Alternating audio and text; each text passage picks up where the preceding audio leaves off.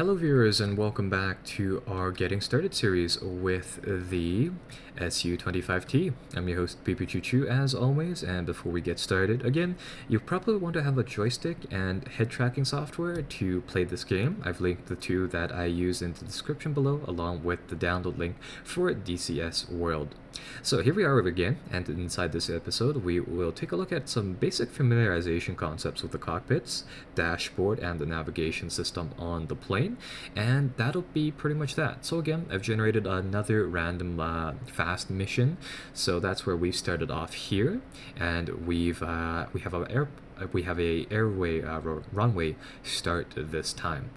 So inside this video, I figured we might as well take a look at we might as well review some of the HUD elements first, and we'll introduce some of the newer things here. So going this is the HUD first and foremost. Going from the top left to the top right, you have your speed indicator, and I'll actually just start the takeoff sequence as we do this. But you have your speed indicator, and once we move forward, that zero will start to increase, indicating our speed in kilometers per hour. And as you do that, that little arrow below it indicates say your acceleration, so it'll go to the right if you're accelerating, to the left it is if it is decelerating, and of course in the center if everything is fine. Moving forwards to the left, to the right once more, you have your heading tape, which of course shows your heading and is used to orientate yourself, the arrow pointing to your exact heading, and the values on the top indicating what the general heading benchmarks. Moving forwards, left slightly or right slightly more, you have your altitude in meters, and currently that is right around 300, and it has that R value next to it. What that means is that currently it's measuring in radar mode, meaning that it is currently pinpointing us to a point on the ground. Now, once we get, say, high up into the air, that might switch off to just say a value without that R, meaning that we will be in barometric mode, which measures up to sea level.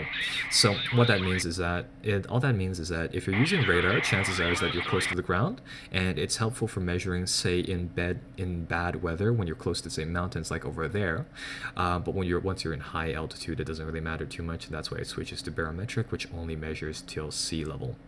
So moving downwards a little bit, towards the left again, you will see the pitch indicator, which is effectively the degree your plane is going, your plane is tilting upwards or downwards on the side there. We are currently sitting right around upwards of 20. To the right of that, you have the sort of accelerometer for altitude. Currently that's sitting at 18, so we're going up quite a bit here. Moving forwards, I'm going to just shut off our landing flaps here. And as you might remember, again, that is that little plane gauge right there. So yeah, that is pretty much that for the basic HUD elements. But the middle portion of our HUD here deserves some time to just sort of talk about. And this is something that you won't necessarily see on a lot of the American planes present in, say, games like Battlefield and stuff and such like that.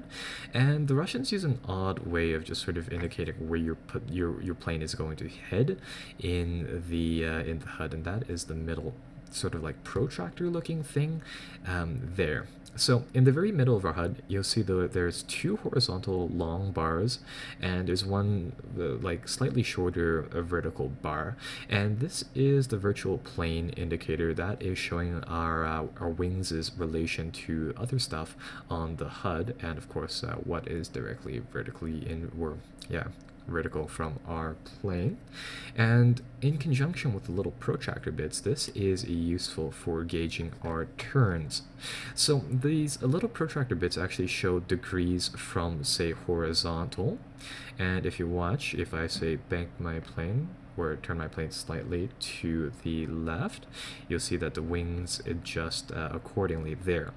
So how this works is that turning planes, it relies on taking some of the lift force from the wings and turning it into, say, turning force. And what this little indicator allows us to do is that, say, if I want to do, say, a very gradual turn, I can use the protractor, say, to measure how far I am, how much force I'm really just turning into turning force here, how much lift I'm turning into while I'm turning. So the first bit here goes from 0 to 5 degrees, and then that goes a little bit steeper to this position, which would be, say, 15, where I believe 30 degrees from horizontal, and then goes further to a much steeper dive, which would be 60 from horizontal. And I think we'll just level off here, seeing as how that puts us into a bit of a dive. So let's turn the HUD into the navigation mode by pressing 1. This will add a few other elements onto our heads-up display.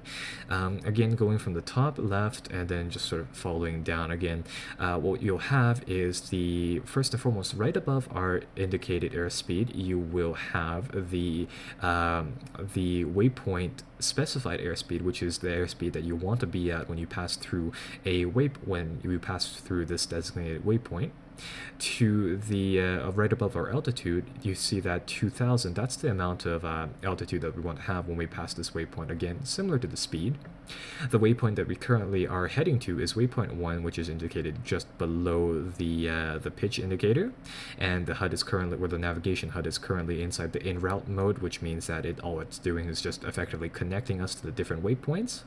That 35.7, now 38, is the range till that waypoint, and that circle that sort of appears is the recommended flight route. It's what the autopilot will try to follow, and effectively what you want to do there is that you want to put that circle just inside the middle of your virtual plane indicator, or at least that's technically the recommended route, but that will make your plane do some very weird things, because it doesn't account for the amount of thrust or the amount of like engine throttle that you're putting onto the plane. So the only way that it can, say, adjust for altitude and speed would be to get your plane to do these like up and down, and to the sideways maneuvers, which will get you significantly off course, and it's just in general not too efficient. So if typically inside the mission briefings, it'll give you a map of the waypoints that you're supposed to head to, in what order, of course, and what you're really just supposed to do there. But in the event that we have, say, missed them, I'm going to get some height first and foremost. But in the event that you, say, missed them, what you can do here is that you can take out the knee board here, which is the map, and it'll show you your waypoints.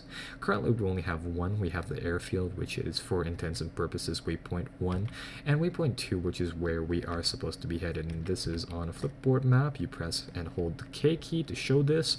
You use the 2 bracket keys to scroll through this.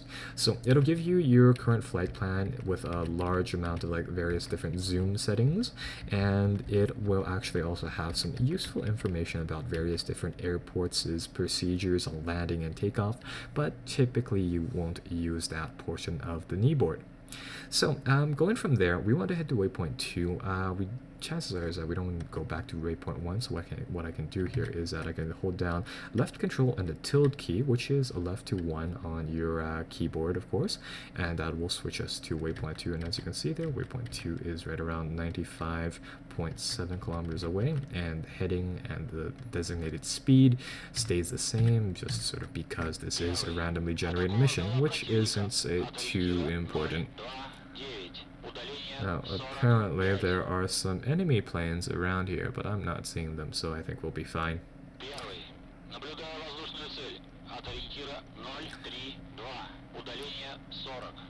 Now, what we can do, so that sort of ends the first portion of familiarizing ourselves with the HUD, and quite honestly, for most missions, your HUD will be exactly like what you need. You probably won't need to check the dashboard information here very much, but in the event you do, and that may occur, say, if you want to deviate from the waypoints that you have there, or alternatively if your HUD has been shot out. I'll show you guys what those do.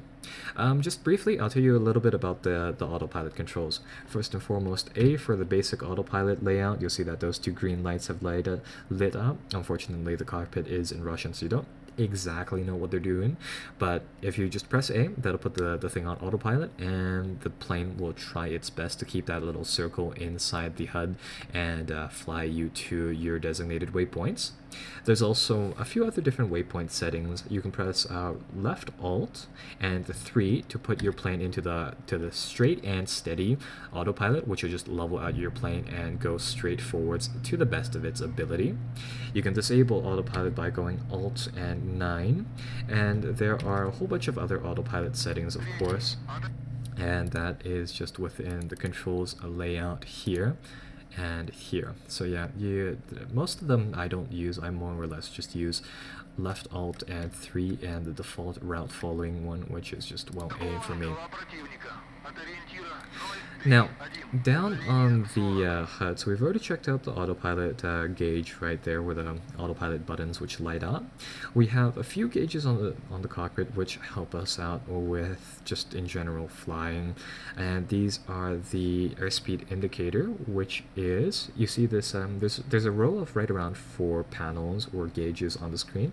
Chances are is that I'll like outline this or highlight it with some fancy video editing, but if I don't, it is the second one down. That is your our airspeed indicator.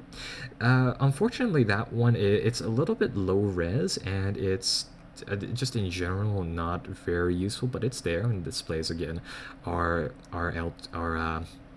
speed. The lowest one on the dashboard is the barometric altitude meter, and as you see there, currently it's around 1700 something. To the left of that, to the left of the altitude indicator, is our setting for, say, landing gear, flaps, and air brakes. This will tell you, like, say, if your flaps are open, if the landing gear is coming down, or whether or not your air brake is on. That one is especially helpful for, say, going into battle, because, of course, you do want to keep track of your maneuvering flaps and your air brakes.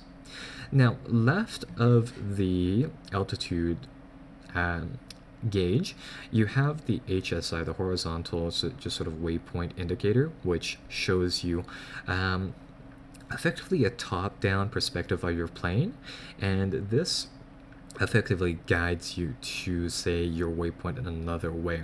So at the very top of it, you have a value in km, and that is, of course, again, how far away you are from your designated waypoint. And then it'll have an arrow in the middle showing where you're currently heading, and then a value currently it's at 014, just slightly, I suppose, slightly less than 014, just by how it's presented right now, and that's showing the heading that you want to be at. Now, inside the central portion of that thing, it'll show you the most direct route to the waypoints with the arrows. So the yellow bit there is where we're heading right now. And what we can do here is that if we want to get to a waypoint, we obviously want to fly a direct route to it. So as I turn the plane here, you'll see that the central portion moves, and what we want to do is that we want to line our yellow bit at the very top of that indicator with a white arrow to the white arrows perpendicular down here, and that will effectively get us onto the most direct route to the waypoint. And of course, if I change the waypoint here, that arrow will spin to a new area, and of course the heading there and the distance will change again. Now, directly above that panel is the ADI, which effectively shows the same information from the vertical. So first and foremost, it'll show you the pitch of the plane once again. It'll have that little tilted yellow bar, which is showing I believe this sort of it'd be effectively the crosswind, I believe, of how your plane is relating to, say, wind conditions, and currently it's slightly tilting to the right, which will show that our plane is slightly moving to the right. If you say, imagine like a rowboat going down a river, the current will obviously push it a little bit. Now on the sides of that, it will have these two little white circle bits and two lines, and this is pretty much showing, again, the same waypoint information. We're going a little bit fast, so I'll slow down a bit, but it'll effectively tell us where we need to be for pretty much the heading and the altitude again. So if I go up here right around, if I keep climbing to 2000, the bar on the left side, which will be the the bar and the circle on the left side will eventually start to drop and start to even out, indicating that we are at the correct altitude pretty much. Now that setting is decently useful for, again, a lot of it can be, it's fairly redundant if you have the heads-up display, but say if you lose the heads-up display for whatever reason, you can of course use those modules there to help you out. And let's see, we need to get a bit of a climb. I want to demonstrate how that works here. So yeah, you'll see that yellow tape is appears, and that is sort of where you want to be. And as you see on the left side, the vertical indicator is moving, and now it needs to be fairly precise. So yeah, often more than not, it'll be either on one of the extremes where it's going to be too low, or say too high for you to actually get an accurate sort of read on it. But now currently we're flying at the designated 2000 altitude, so that little white bar is centered right inside the white arrow or little white circle there. And same thing goes for the heading bar up at the top, and that one I just never use pretty much, so I'm not gonna show you guys that. Now there are two more gauges here. There's one for fuel, and typically when you start the plane at maximum fuel, you'll actually be right around the 400 mark, so the meter will be just slightly below half filled. So yeah, you're not starting your plane at say like barely below half fuel capacity. It's just sort of the meter is increased to say I believe 10,000 or 10,000 liters for the addition of, say, extra fuel tanks onto your plane there. To the left of that, again with some fancy editing, you might see these panels lit up. You have these two gauges measuring engine RPM, and these things are, well, more or less you'll never use them unless in the event that you're being shot at, in which you might say have some engine problems, and you'll need to check that out for the purposes of, well, obviously seeing whether or not your engines are hit. So I think that is pretty much that for basic navigation. I think I'll see you guys next time where we check out some other stuff. I think we might do weapons next. So anyhow, I'll see you guys then.